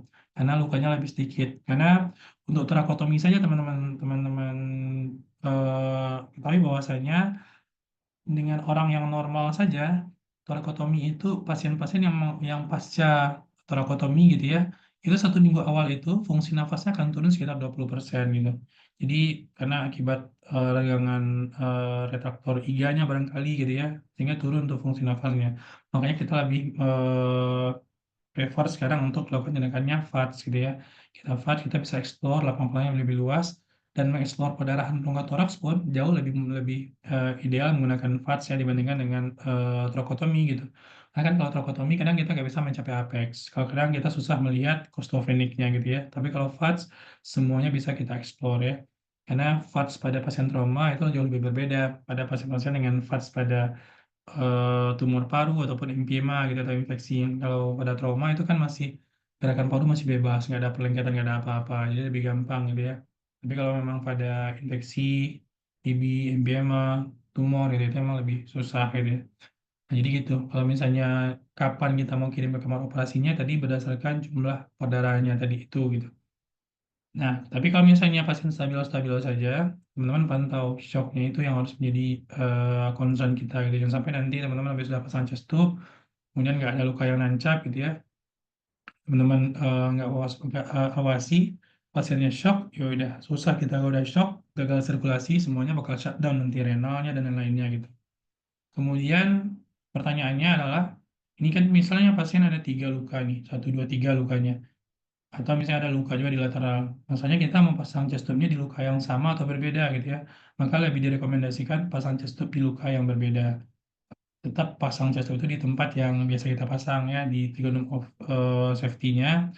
Kalau sekiranya trigonum of safety-nya hancur karena trauma, kita pasang di mana? Pasang di tempat yang memungkinkan yang teman-teman bisa pasang. Kapan perlu di anterior, silakan di anterior gitu. Yang penting terpasang. Ini kondisi-kondisi tambahan saja yang sudah teman-teman ketahui, dan hemotorak mau diapain gitu ya. Kalau hemotorak, ya, kemudian juga tamponet ini. Kalau tamponet ini pengecualian ya, bukan chest tube tempatnya, tapi kita melakukan tindakan pericardial window atau perikardiosintesis gitu. Ini perikardiosintesis ini sebenarnya juga debatable ya kita lakukan, tapi untuk di trauma ya masih boleh lah gitu. Kalau yang emergency kenapa? Karena ada istilahnya kalau ada 2 kemungkinan yang bisa terjadi pada perikardiosintesis. Ada istilahnya dia false negatif sama true false positif sama true negatif. False positif artinya adalah eh, kita nusuk melakukan perikardiosintesis, kita tusuk gitu kan, tapi yang keluar darah gitu ya, keluar darah, tapi yang kita tusuk itu sebenarnya adalah ventrikel kanannya gitu. Jadi dia false positif, kita tusuk, ternyata kita tusuk ventrikel kanan, yang kita sedot darah itu adalah darah di ventrikel kanan. Ini salah satu kondisi yang ditakutkan dari perikardiosintesis. Ataupun kalau dia bukan false positif, dia true negatif. Apa itu artinya? True negatif itu teman-teman nusuk, lakukan perikardiosintesis, ujung jarumnya tepat berada di area perdarahannya. Tapi karena di sana clot, nggak bisa teman-teman tarik gitu, sehingga dia menjadi true positif, true negatif gitu ya. Tusukannya benar, tapi caranya nggak keluar gitu akibat darahnya udah nggak keluar gitu, nggak bisa keluar dari jarumnya, sehingga golden standarnya untuk pasien dengan tumor ini memang pericardial window. Teman-teman insisi tepat di atas processus xiphoideusnya, kemudian kita angkat processus xiphoidnya tepat di bawah proses sifat itu adalah perikardium. Nanti teman-teman buka perikardium sebagaimana teman-teman membuka peritonium gitu ya. Dijemblengin pakai klem. Warna perikardium itu relatif hampir sama lah dengan peritonium gitu, tapi tebalnya lebih lebih tebal biasanya gitu. Nah, nanti dijembrengin dibuka sampai kalau misalnya teman-teman jangan ragu, misalnya kalau misalnya mau pericardial window, seperti teman-teman membuka peritoneum saja gitu. Jadi singkirkan otot-ototnya dari luar sampai ketemu sifoidnya dibuang gitu ya. Nah, tepat di bawah sifoid itu nanti akan berwarna putih ya, silver gitu, perikardiumnya. Nanti diangkat dua sama mosquito atau apa, digunting gitu. Nanti akan keluar. Kalau misalnya tamponetnya masif teman-teman, nanti pas ketika teman-teman menggunting perikardium itu akan menyembur darah keluar, blood gitu. Tapi jangan takut gitu. Karena darah ventrikel kanan tidak akan se ekstrim itu keluarnya gitu ya. Hanya darah dari ventrikel kiri dan aorta yang bisa menyamakan tekanan yang ada di severe tamponade itu gitu. Jadi ketika teman-teman buka perikardium, gunting dikit, terus langsung nyembur ke darahnya gitu kan. Karena dia tertahan di dalam rongga yang terbatas. Tapi jangan takut, biarin drainase dulu aja gitu ya, biarin dia keluar dulu gitu. Nanti perhatikan hemodinamiknya. Kalau misalnya yang hemodinamiknya ketika darah keluar itu dan teman-teman sedot tekanan darahnya makin turun, ya artinya memang benar teman-teman mencederai jantung gitu. Tapi kalau misalnya ketika kita buka perikardium, darah nyembur keluar, teman-teman saksen keluar semuanya, dan ternyata tensinya pelan-pelan naik gitu ya. Kalau teman-teman pasang CVP-nya pelan-pelan turun gitu ya, tadinya mulai turun pelan-pelan, artinya betul itu udah kita ada turunkan itunya, udah kita rilis tamponetnya gitu. Kalau kita terpasang monitor. Tapi kalau enggak, dengan teman-teman membuka perikardium saja, itu udah pasti ya ini gitu. Karena kalau misalnya kita ada mencapai jantung, otot jantung itu jelas seperti otot, tidak seperti sebuah lapisan gitu ya, dan dia seperti akan ada gambaran vaskular-vaskular yang ada di dinding epikardium itu gitu, kelihatan kok dengan jelas gitu, asalkan teman-teman betul-betul aku yang mengerjakannya, bukan blind gitu. Insya Allah nggak akan terlalu berisiko gitu. Tapi kalau kita blind itu yang susah gitu ya, karena kita ujung guntingnya nggak tahu, gunting lah ventrikel kanan. Namun demikian, walaupun teman-teman mencederai ventrikel kanan, otot ventrikel kanan itu juga tebal gitu, tidak setipis perikardium gitu ya. Jadi kalau teman-teman mencederai ventrikel kanan, pasti ini akan tidak cukup dengan satu kali gunting saja gitu, karena dia tebal. Oke, begitu. Akan dikembalikan ke Ikra. Terima kasih. Assalamualaikum warahmatullahi wabarakatuh. Waalaikumsalam warahmatullahi wabarakatuh. Terima kasih kepada Dr. Rodiansah atas materi yang sudah disampaikan. Sesi berikutnya kita masuk ke sesi diskusi tanya jawab kepada rekan-rekan residen. Dokter muda, silakan yang ingin bertanya. Dr. Haldi, silakan Dr. Haldi. Assalamualaikum warahmatullahi wabarakatuh. Izin bertanya, Dok. Jika kita curiga terhadap cardiac tamponade, tadi kan disebutkan kita harus clearkan dulu primary survey-nya, Dok. Dari RW breathing sudah clear, circulation-nya tidak clear, Dok, karena hipotensi terus. Apakah kita sudah sangat curiga dengan cardiac tamponade, kita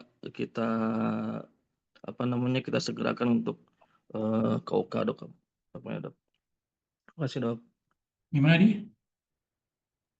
Iya, Dok. Jadi jika kita curiga terhadap cardiac tamponade, dalam primary survey-nya circulation-nya bermasalah, Dok. Apakah kita harus segerakan langsung ke OK atau memang tetap kita harus clearkan dulu primary survey-nya, Dok? Ya kan kalau ini kadar temuan itu kan bagian dari, kalau kita lihat ya, ini kan bagian sirkulasi. Pasti kita akan ketemu kan di sirkulasi dia gitu. RW-nya clear pasti kan. Kalau memang dia single lesion ya, atau masalahnya di tamponet saja, RW-nya pasti clear. Ya breathing-nya, kalau kalau tamponet yang paling jelas gejalanya kan nggak ke breathing, dia perginya ke sirkulasi kan, hipotensi, setelah jantung menjauh, distensi vena jugular, karena secara patofisiologi yang terjadi pada tamponek itu adalah darah kan keluar, jantung, kemudian dibungkus oleh perikardium. Antara perikardium dengan jantung itu terdapat sebuah rongga. Rongga itu nanti kalau terisi oleh darah, ya darah lama-lama dia akan makin besar sehingga dia akan menekan jantung. Bagian jantung yang pertama gampang tertekan itu adalah atrium kanan gitu ya. Atrium kanan, karena atrium kanan itu tipis banget. Atrium kanannya tidak setebal otot yang lain. Atrium kanan sangat tipis, setipis perasaan kita lah kurang lebih ya. Jadi kalau misalnya ketekan bagian jantung yang pertama tertekan atrium kanan tertekan, Teman-teman ketahui bahwasannya darah dari seluruh tubuh vena return itu maksudnya ke atrium kanan, vena cava inferior dan vena cava superior. Kalau misalnya atrium kanan tertekan, nggak bisa darah masuk, distens lah semua venanya. Vena cava inferior ataupun vena cava superior sama aja. Tapi karena vena cava superior inferior itu di abdomen nggak kelihatan, yang kelihatan distensi lah vena cava yang superior, yang jugular gitu. Udah pasti kita lihat gitu ya, teman-teman ketemu seperti itu, airway clear, breathingnya aman, tapi pasien hipotensi, kemudian saluran jantungnya menghilang dan juga ada distensi vena jugular, apalagi ditemukan jejas di hemitoraknya gitu ya. Nah, teman-teman lakukan aja asal lakukan tindakan perikardiosintesis gitu. Life saving dulu. Kita nggak bisa lagi maju ke D kalau C-nya belum clear gitu. Ya mau tindakannya di OK, kirim ke OK. Kalau bisa bedside, bedside. Idealnya kan settingnya itu kan bedside, bahkan di tempat kejadian peristiwanya gitu. Kalau misalnya ada korban massal, korban kecelakaan, kita curiga tamponet, maka di sana idealnya gitu ya. Karena kalau tamponet cepat ya ininya kan. Kalau betul-betul tamponet, apalagi karena trauma, karena perdarahan, itu cepat banget. Apalagi kalau yang ruptur itu adalah area yang lebih kuat tekanannya seperti akarnya aorta, kemudian ventrikel kiri gitu ya. Tapi dominannya paling sering sih ventrikel kanan gitu. Namun demikian walaupun ventrikel kanan yang cedera tetap aja kalau misalnya betul-betul ruptur itu dia itu nggak terkejar tuh susah gitu ya. Harus kita segera lakukan perikardiosintesisnya gitu ya. Harus dikirim gitu. Kalau memang di IGD langsung kirim ke OK, nggak bisa tunggu-tunggu. Kalau OK-nya antri ya teman-teman kerjakan di IGD gitu untuk perikardiosintesisnya. Nggak bisa kita tunggu sampai nunggu antrian OK ke-13 dulu gitu. Gitu dia. Baik dok, terima kasih dok.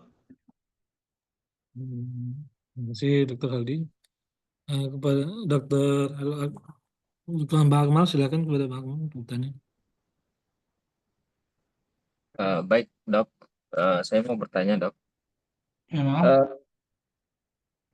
Ketika tadi pada gambar pertama pada permulaan tadi dok, itu terjadi trauma through and through, di mana anterior sehingga sampai posterior pasien itu trauma tembus torak. Masalahnya kita berada di daerah dok, dengan semua keterbatasan. Kita nggak punya ICU, darahnya yang kita punya juga susah, tidak ada yang bisa cross-match. Kemudian tentu yang kita lakukan setelah primary survey, kita pasang chest tube. Nah, masalahnya apa tindakan yang harus kita lakukan terhadap pasien yang mengalami through and through ini untuk benda yang menembusnya ini dok? Apakah kita lakukan operasi di tempat atau kita rujuk pasien sementara kita dokter bedah dengan segala keterbatasan yang ada di daerah dok? Mohon penjelasannya dok. Ya, ini lebih jelas true and true-nya nih, ya. Kalau yang ini kan kita masih belum lihat nih posteriornya gimana. Tapi kalau misalnya kita ini kan, kalau kita cocok-cocokkan ya dengan samurai yang ada di sampingnya, sepertinya mungkin ini mungkin ya kemungkinan besar ini juga true and true juga gitu. Tapi kita nggak lihat nih bagaimana. Tapi pasien masih bisa berbaring supine ya.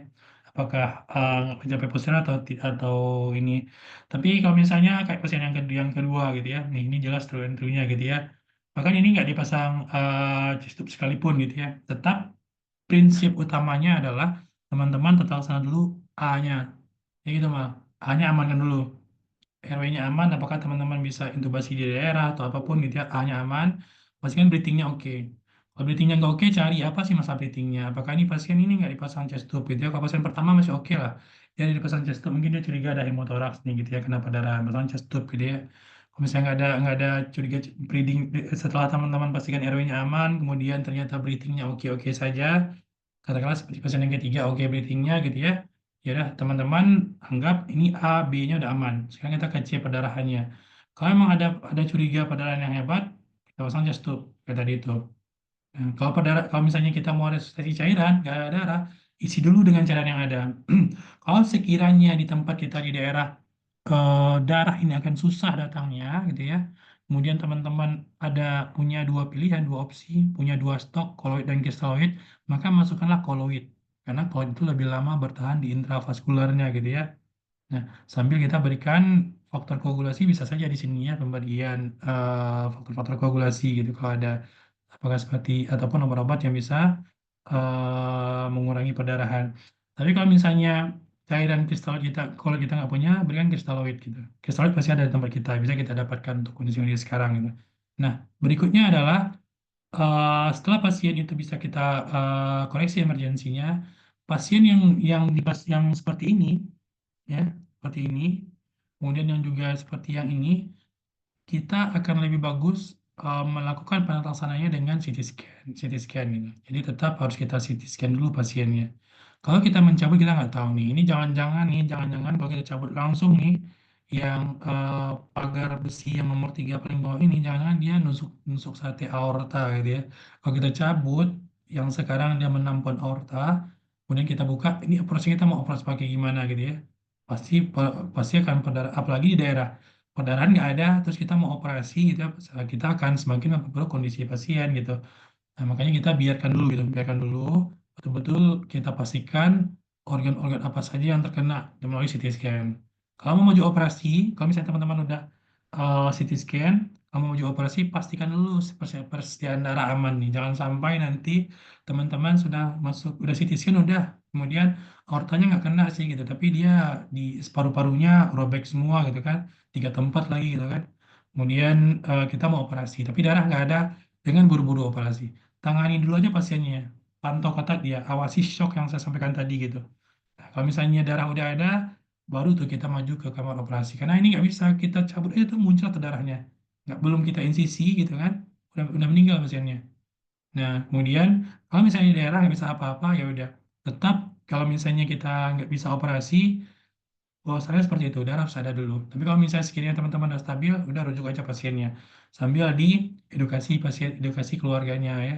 Apalagi di zaman sekarang, kita harus berjelas-jelas semua kondisi, harus disampaikan sedetail-detailnya. Karena memang tidak semua kondisi juga teman-teman semua kita bisa tangani gitu. Kadang kalau kondisi seperti ini, apalagi itu through 3 kawat besi lagi gitu kan, dengan sebesar ini, kita lakukan operasi di daerah, ini pasti kita akan sama-sama aja kayak bunuh diri gitu ya, nggak terkejar sebenarnya. Jadi persediaan darah pasti banyak banget butuhnya. Apalagi seperti ini. Ini kalau kita estimasikan ini sepertinya aorta bisa kena. Kemudian di tengah ini, adanya paru-paru pasti akan tertusuk nih semuanya, sama dengan yang di atas gitu. Pasti ada ini pembuluh darah yang terlibat, pembuluh darah besar yang terlibat. Kalau kita cabut, perdarahan masif pasti nggak akan terhenti. Nah, ini kesiapan tim teman-teman juga. Kalau misalnya mau operasi, anestesinya gimana gitu ya. Karena kalau kita, yang penting adalah stabilkan dulu pasiennya. Kalau misalnya primary surveinya ada stabil, udah oke, kita bisa mengambil waktu untuk berpikir dulu gitu. Apakah pasien ini rujuk atau kita kerjakan. Kalau kita kerjakan, pertimbangkan dulu darahnya ada nggak gitu ya. Kemudian tim kita siap nggak gitu ya. Dan tentunya kita barengi dengan edukasi ke pasien. Kalau memang pasien ini minta, ya udah dok, operasinya di sini aja lah dok, nggak usah dikirim kemana-mana, ya edukasinya sampai di OT gitu. Karena ini pasti heroik banget operasinya. Gitu bang. Bang. Izin dok. Hmm. Kita nih ternyata, maksudnya tadi ditunggu, kita udah berhasil lah resusitasi dok. Cuman Hmm. masalahnya kan kita mau rujuk dok. Nah, Hmm. waktu masalah kita tuh transportasi dok. 3 hari itu Hmm. tidak ada, pasien nggak bisa ditransportasi karena alat transportasi tidak ada. Hmm. Eh, apakah bisa kita tunggu selama 3 hari menunggu, misalnya saya di sini itu menunggu kapal untuk kita transportasi ke Batam gitu. Apakah kita Hmm. bisa menunggu selama 3 hari untuk itu, atau berapa hari yang harus kita tunggu dengan memantau ketat yang seperti dijelaskan tadi dok? Ya, sebenarnya patokan jelasnya, adjustment pastinya berapa harinya kita bisa menunggu, ini nggak ada. Tapi kita akan kaitkan dengan nekrosis di jaringan gitu. Nah, biasanya pasien-pasien seperti ini, apalagi luka yang jelek seperti ini, pasti kan akan infeksi lukanya gitu ya, akan rasakan ya proses infeksi pasti akan berjalan gitu ya. Tapi kalau 3 hari masih acceptable lah gitu, kita menunda gitu ya. Karena kalau teman-teman lakukan kondisi, tapi kembali ke judgement klinis kita sebagai dokter bedah gitu ya. Kalau kondisi gambar 2 ini, teman-teman kerjain aja operasi di daerah, bisa kita kerjakan gitu ya kan, nomor 2 ini. Tapi karena kalaupun dia masuk ke dalam, kita bisa lihat paling ini yang terkena kemungkinan besar. Ini kan kalau kita bisa estimasikan, kalau kita di daerah pasti ada ronsen kan, ronsen. Kalau misalnya kita ronsen pasiennya ternyata ketemunya,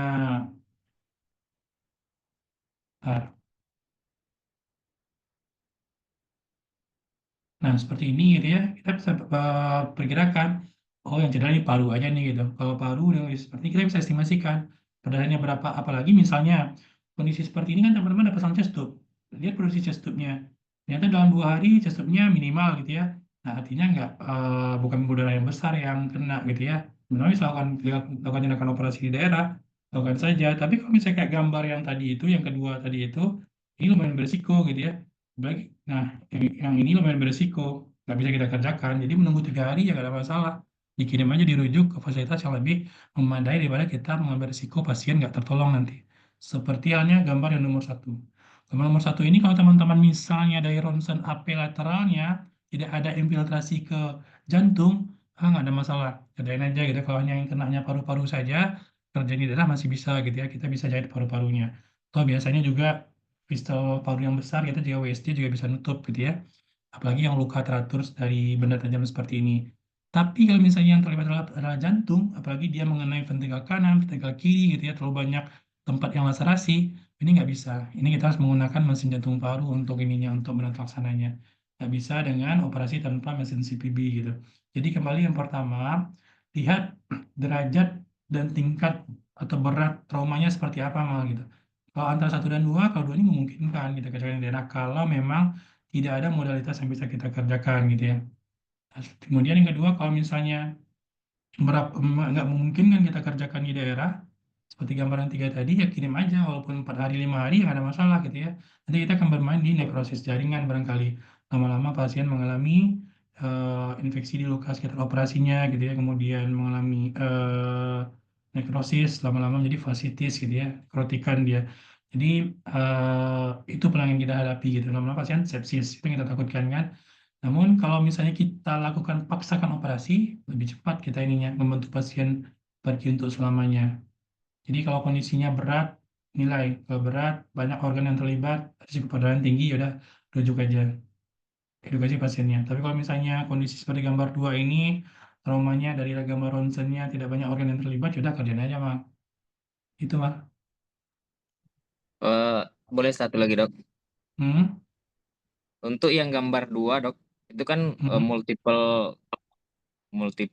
trauma tebus. Ya. Kita melakukan tindakan pada pasien ini sebelum kita kita sudah lakukan resusitasi, sudah lakukan primary survey, kemudian kita sudah pasangkan, berarti kita melakukan pemasangan chest tube terlebih dahulu, baru kita angkat daripada benda asing yang tertusuk ini ya, Dok. Ya. Jadi terus maksudnya apa tahap-tahap yang harus kita lakukan? Apakah kita lakukan juga eksplor luka, kemudian kita jahit lukanya, atau dibiarkan terbuka begitu, Dok? pertama yang pasti teman-teman lakukan adalah sampainya pasien di IGD primary surveying. Jadi kalau kita di IGD tentu kita nggak sendiri gitu ya, sambil kita primary survey ada tim kita yang mengkaji anamnesisnya, mekanisme trauma, bendanya seperti apa dan macam-macamnya gitu ya. Sambil kita menilai kita bisa tanya. Jadi pastikan betul anamnesis teman-teman semua, baik itu dari pasien ataupun dari keluarganya, anamnesis mulai dari riwayat penyakit dan macam dan juga yang tertancap, benda-benda yang tertancap ini betul-betul detail yang bisa kita bisa membayangkan, oh ternyata dari anamnesis kita sedalam ini kira-kira pisau yang masuk, kulit yang masuk. Oke. Nah, pasien itu aman. Jadi jangan sampai di IGD kita fokus langsung ke cederanya. Teman-teman mengabaikan, nanti kita panik gitu ya. Ini sulit nancap, padahal itu cuma nancap, jangan-jangan sulitnya patah gitu kan. Sulit yang patah cuma ujungnya dikit aja gitu ya. Nah, itu satu yang pertama. Pastikan betul anamnesis kita berkenaan dengan mekanisme injurinya, material yang tertancapnya betul-betul detail, jelas, sehingga kita bisa memvisualisasikannya, mengkorelasikannya dengan organ-organ anatomi yang terlibat gitu. Satu. Yang kedua, pemeriksaan fisik kita harus jelas, harus pastikan aman. Kalau misalnya di luka yang nomor 3 nih, kursornya lihat Pak, ya. Ya, Dok. Lihat ya, luka nomor 3. Iya. Teman-teman dengarkan saluran nafasnya nggak ada masalah, vesikulanya oke-oke aja, kita perkusinya juga sonar gitu gitu ya. Artinya lukanya kan nggak menusuk ini, nggak sampai ke dalam toraks gitu. Kalaupun ke dalam toraks sudah pasang aja drain di tempat yang berbeda, di tempat biasa, di tip of safety-nya. di mitra kiri misalnya, kalau kanan misalnya kalau memang bermasalah. Kiri pun juga seperti itu. Kalau misalnya walaupun nancap nih lukanya luritnya gitu ya, kalau dari awal teman-teman misalnya fisik kita misalnya nggak ada masalah, RR-nya masih oke gitu ya, dikasih dikasih nasal kanul nih misalnya pasiennya saturasinya juga 100, RR-nya juga normal, tensinya samanya oke gitu ya, dan nggak ada masalah apa-apa, ya udah kita pasang chest tube, ronsen, selesai. Nanti kita lihat kalau misalnya ternyata memang sulitnya nancap, ya udah itu yang kita eksplor satu aja. Luka yang lain bersihin aja, jahit aja, nggak usah dieksplor gitu. Eksplornya cukup sampai membersihkan lukanya aja gitu, karena kan nggak ada keterlibatan sebagai entah lokalnya gitu ya dari pemeriksaan fisik kita gitu, dan juga dari ronsennya. Tapi kalau misalnya ketiga luka ini sampai ke dalam bikin hemotoraks, ya pasang drain, kemudian lukanya dieksplorasi, dibersihkan, dijahit, dicuci gitu Bang. Kalau misalnya tahapannya seperti itu. Jadi pastikan dulu anamnesisnya oke, kemudian pemeriksaan fisik kita akurat, kemudian kalau ada tanda-tanda gawat, kalau dari pemeriksaan fisik itu kan masuk primary survey. Kalau dari primary survey ternyata dia bermasalah di breathingnya, RW-nya clear, tapi breathingnya RR-nya 32 kali, udah dikasih simple mass sebanyak 15 liter, saturasinya juga masih di 84% gitu ya. Perkusi kita juga redup, ya mitorak bilateralnya, ya udah pasang chest tube bilateral.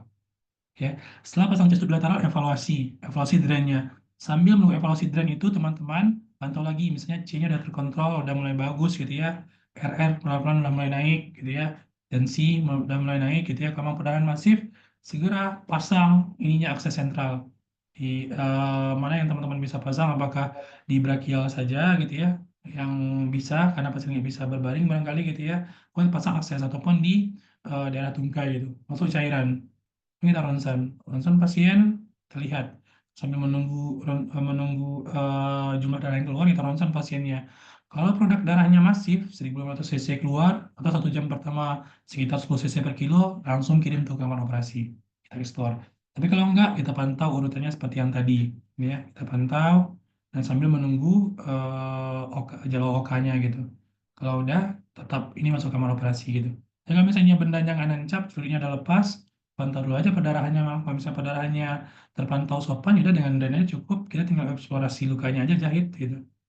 Terus kalau misalnya ada bubble di paru-parunya karena kebocoran paru, lihat aja bubble-nya bubble yang kecil atau yang besar. Kalau misalnya dia cuma for expiratory bubble, ya sama aja kayak kita pasang drain pada pasien TBC dan yang lain-lainnya gitu ya, kayak pneumotorak. Nanti juga nutup sekitar 14-an hari gitu ya untuk bubble-nya. Apalagi lukanya teratur gitu. Kecuali kalau dia continuous bubble yang besar gitu ya, mungkin aja dia bronkusnya kepotong atau apa, baru kita lakukan emergency thoracotomy. Tapi kalau enggak, ya udah observasi aja gitu. Gitu Bang, ada yang kurang jelas kira Bang? Oke dok, makasih banyak dok.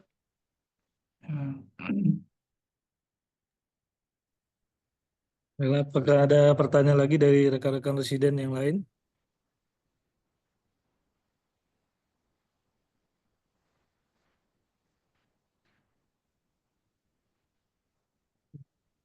Baiklah, kalau tidak ada Dokter An, mungkin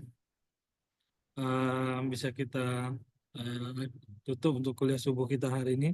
Apakah ada pernyataan terakhir untuk materi yang disampaikan Dokter An? Intinya apapun traumanya teman-teman semua, seberat apapun, se ekstrim apapun gitu ya, kayak tadi itu kan macam-macam, yang samurai lah, yang surit, yang pagar lah kayak begini gitu kan, nggak usah panik, ya karena teman-teman akan jadi leader kan di trauma nanti pagi di tempat kerjanya. Kalau kita panik, ya semuanya kita nggak bisa berpikir dengan tenang gitu. Jadi tetap kita pegang bagaimana tahapan kita dalam menangani pasien trauma. Initial assessment kita mulai dari primary survey, amankan airway-nya, breathing-nya, sirkulasinya gitu ya. Nah kemudian setelah itu pastikan step by step-nya aman. Kita nggak bisa maju ke breathing kalau airway kita belum clear. Kita nggak bisa maju ke sirkulasi kalau breathing kita masih belum stabil gitu ya. Dan kita nggak bisa maju ke D-nya kalau sirkulasi kita masih belum tertangani gitu. Jadi teman-teman pastikan dulu tahap-tahapnya aman. Dan itu kan lebih membantu kita berpikir dengan jelas nantinya. Dan kuasai tahapan demi tahap airway, apa yang harus teman-teman lakukan. Jadi pastikan memang teman-teman bermanuver, bahkan intubasinya gitu ya, teman-teman harus bisa melakukannya gitu. Karena kan belum tentu di tempat kita nanti akan siap anestesinya ada, kita bisa ini nggak ada, kita ada aja yang ada. Di breathingnya juga seperti itu ya, masalah needle trochosinthesis gitu ya.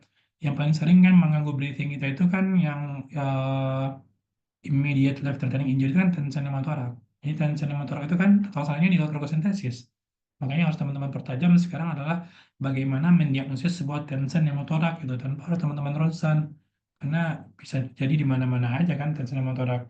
Itu untuk breathing. Sirkulasi ya teman-teman, kalau perdarahan di torak pasang chest tube. Kemudian kalau untuk menggantinya pasang IV line gitu ya. Makanya teman-teman diperlancar lagi pemasangan akses pembuluh darahnya ya, apalagi pembuluh darah sentral ya, pasang CVC di jugular, clavia ataupun di vena gitu. Karena sebagai dokter bedah ya kita butuh ini juga kan, mau resusitasi cepat, tapi kita nggak bisa pasang infus kan susah juga. Nunggu perawat, ya kadang perawatnya 2 orang, dia nyiapin yang lain juga gitu kan, obat sama jamnya. Nunggu dokter anestesi, perlu ditelepon dulu gitu. Jadi kita harus perlu tindakan-tindakan yang life saving seperti itu gitu. Kalau A, B, C-nya udah clear gitu ya, kemudian D-nya juga udah oke, jika pasien hipoterminya gitu ya, sama E-nya udah oke, maka teman-teman ada waktu untuk berpikir. Ini pasien mau dikirim langsung ke ruangan ke radiologi atau mau dikirim ke kamar operasi. Itu judgement-nya dari bedak dari kita sebagai kaptennya teman-teman. Jadi bisa aja teman-teman langsung aja masuk ke kamar operasi gitu kan. Kenapa? Ya misalnya tamponnya gitu kan. Oh ini bisa nih pasien masuk ke radiologi dulu karena kita harus melihat sedalam apa ininya benda yang tertancap. Itu nanti dari kita sebagai dokter bedah yang akan menilainya. Tentunya itu berdasarkan kepada kemampuan kita dalam memahami topografi dan anatomi dari organ-organ yang terlibat. Kalau semuanya aman, pasien tertangani dengan baik, jangan ditinggal pasiennya, tapi pantau ketat. Teman-teman harus waspada pada kondisi-kondisi yang akan bisa mengalami pasien perburukan, yaitu kondisi shock. Maka waspada shock itu kalau misalnya jaga di IGD, pasien-pasien seperti ini, kasihlah 1 orang untuk memantau, jangan sampai pasien ini tiba-tiba shock. Kalau shock, kalau kita telat, udahlah, nanti bisa macam-macam, semua organ bisa kena, gitu ya. Gak hanya masalah perdarahannya aja, tapi renalnya bermasalah, yang lainnya bermasalah gitu, mungkin berat nanti kondisi pasien. Kalau di daerah sama, pastikan semuanya oke. Kalau teman-teman nggak mungkin kan ngerjain, kirim aja. Mau berhari-hari pun nggak ada masalah. Yang penting kalau kita nggak mampu laksana, jangan dipaksakan gitu ya, karena ya sama aja kita mempercepat perburukan pasien. Dan yang terpenting pada kondisi sekarang adalah mengedukasi pasien ke keluarga seburuk-buruk mungkin kondisi yang akan terjadi gitu.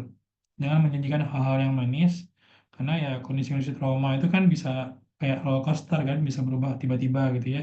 Kalau yang kita nggak tahu, mungkin kita nggak tahu nih ini awalnya oke-oke aja, kayak jantung misalnya. Kalau misalnya jantung ditusuk sama ini, awalnya 1 jam pertama ya mungkin aja nggak tamponnya, karena masih luka yang nancap di jantung itu masih tampon sama bendanya. Tapi 1 jam kemudian, karena efek jantung yang bergerak terus, makin kencang takikardi, gerakan jantung mulai irregular, apalagi sampai aritmia, SVT dan semacamnya, makin heboh gerakan jantungnya, makin lebar lubang yang terbentuk, makin cepat tamponannya, makin cepat perburukannya gitu. Jadi jangan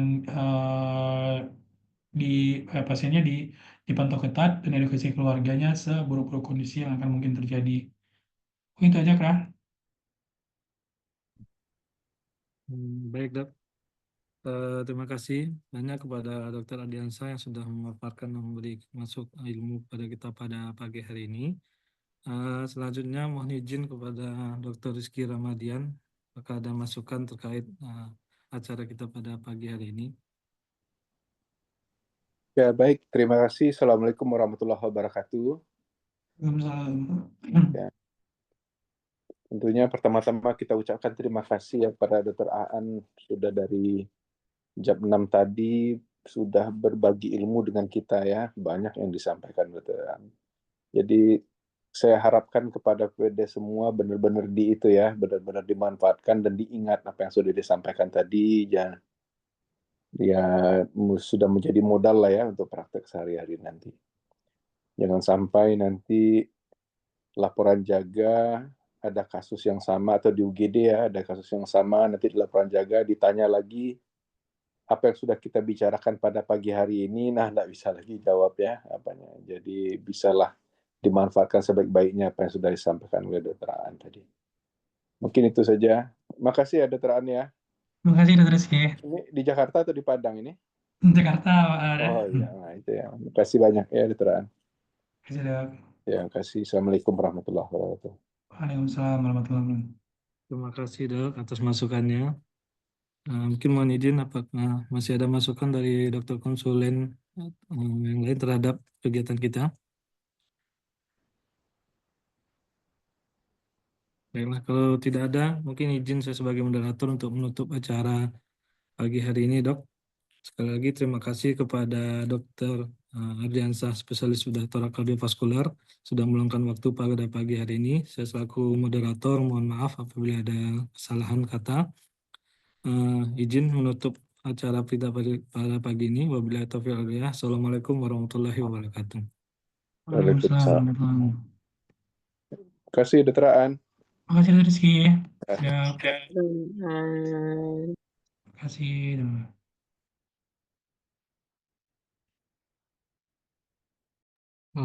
Izin dok untuk mengakhiri link Zoom dok. Terima kasih dok.